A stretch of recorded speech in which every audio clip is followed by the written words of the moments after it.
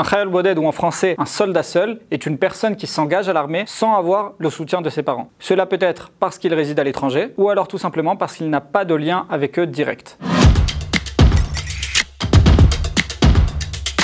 Il existe environ 7000 soldats seuls au sein de Tsahal. La moitié d'entre eux ont ce statut parce que leurs parents habitent à l'étranger. Ce statut de soldat seul octroie énormément de droits, que ce soit une aide au logement, que ce soit un salaire qui est plus conséquent, différentes aides par d'autres organismes qui sont extérieurs à l'armée. Être Khayal Boded est quelque chose qui est assez complexe finalement. C'est-à-dire que quand on sort de la base, on n'a personne qui va nous préparer à manger, on n'a personne qui va nous faire notre machine à laver, et c'est pour cela que l'armée a mis en place tous ces aides ainsi que tous ces droits dans le but final d'optimiser le service militaire de chaque soldat seul. Il existe énormément de droits et d'aides pour les soldats seuls. Cependant, j'ai décidé de vous parler de 3 points principaux. Le premier consiste aux aides au logement. Il existe 4 moyens d'obtenir une aide au logement avec l'armée. La première consiste à habiter dans des kibbutzim qui sont éparpillés partout dans le pays. L'avantage à ce moment-là est d'être nourri, logé, que les machines sont effectuées par les différents représentants des kibbutzim. Et honnêtement, on est extrêmement bien traité. L'ambiance reste malgré tout assez familiale.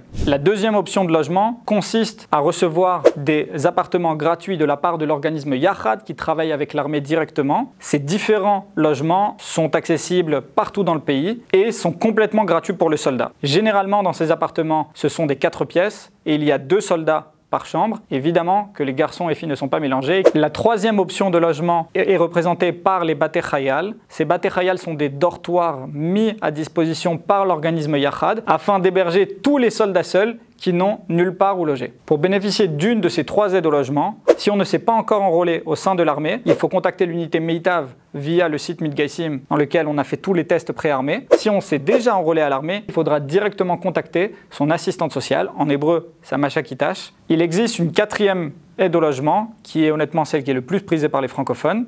Il s'agit d'une indemnité allouée par l'armée afin de louer un appartement. Cette aide peut aller jusqu'à 1700 shekels. Cependant, il est important de comprendre que les prix du marché sont beaucoup plus chers que cela et donc il est recommandé de se mettre en colocation afin de payer une somme qui est finalement relativement faible. Pour ceux qui louent des appartements, il est important d'avoir un contrat d'appartement qui soit valide. Il est aussi important qu'il soit indiqué le numéro de passeport ou alors le numéro d'identité israélienne si on est israélien, ainsi que tous les colocataires qui sont dans le contrat. Dans le cas où on décide de louer un appartement avec l'aide de l'armée, il est important de savoir qu'il existe des réductions possibles pour la Arnona, c'est-à-dire la taxe d'habitation, ou la Cheshmal, qui est les factures d'électricité. Les soldats seuls reçoivent un salaire qui est bien plus conséquent que des soldats qui sont avec leur famille. Le salaire dépend du statut du candidat, c'est-à-dire s'il effectue un service via le programme Mahal ou s'il effectue un service en tant que nouvel immigrant. Le salaire va aussi dépendre du type de poste qui est effectué à l'armée. C'est-à-dire que si l'on sert dans un poste de combattant ou alors dans un poste de soutien au combat, voire même de non-combattant, le salaire ne va pas être le même. L'armée décide d'augmenter les salaires généralement une fois tous les ans, voire une fois tous les 2 ans.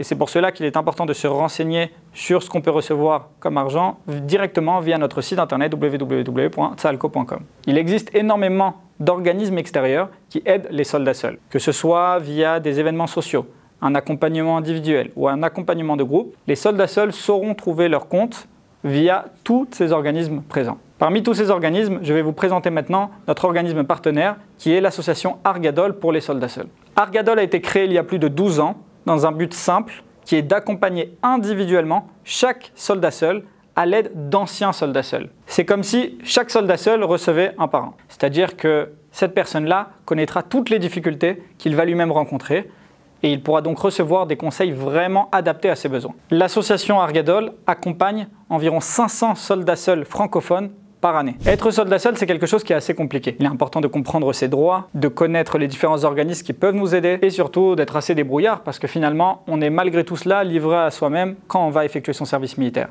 Malgré tout cela, il existe énormément de personnes et énormément d'organismes qui sont prêts à vous aider afin d'effectuer le meilleur service possible. N'hésitez pas à vous renseigner et vous trouverez plus de détails sur notre site internet www.tsahalco.com.